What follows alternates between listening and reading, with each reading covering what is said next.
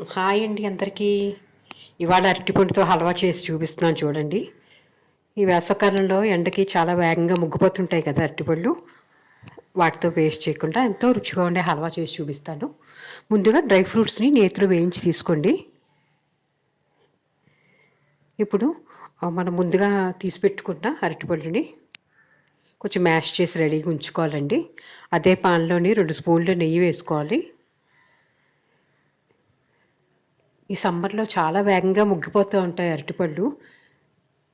అందుకే ఇలాగా మనం ఇలా హల్వా కూడా చేసుకోవచ్చు, పూరీలు చేసుకోవచ్చు. ఇలా మ్యాష్ చేసుకున్న బనానాను పాన్లో వేసుకోండి.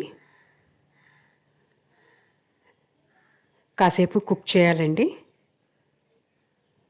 మీకు కలర్ కావాలంటే కొద్దిగా పసుపు యాడ్ చేసుకోండి. నేనైతే కేసరిలోని అన్నింటిలోని పసుపే యాడ్ చేస్తానండి, కలర్స్ వేయను. సరిపడా షుగర్ కూడా వేసుకోవాలి. బాగా కరగనివ్వాలి. షుగర్ కరిగి హల్వా పాకం రావాలండి. వచ్చాక డ్రై ఫ్రూట్స్ వేసి దించుకోవడమే.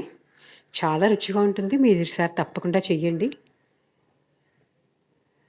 యాలకుల పొడి కూడా వేయండి. పిల్లలు ఎంతో ఇష్టపడతారండి ఇది. పూరీల్లోకి తీసుకోవచ్చు, అలాగే బ్రెడ్లోకి కూడా జామ్లాగా మనం తీసుకోవచ్చు. ఎంతో రుచిగా ఉంటుంది. చేసుకోవడం చాలా ఈజీ కూడాని. మీరు కూడా అరటిపళ్ళు ఇలా ఎక్కువ ఉండిపోయినప్పుడు తప్పకుండా చేసి చూడండి. ఆకలి వేసినప్పుడు గబుక్కుని స్వీట్ తినాలనిపిస్తుంటుంది కదా, 1-2 స్పూన్లు గబుక్కుని తినొచ్చు. ఫ్రిడ్జ్లో పెట్టుకుని ఉంచుకుని ఒక వారం 10 రోజులు. కుక్ అయ్యాక డిష్ అవుట్ చేసుకోండి. డ్రై ఫ్రూట్స్ వేసుకోండి. ఎంతో టేస్టీగా ఉంటుందండి బనానా హల్వా.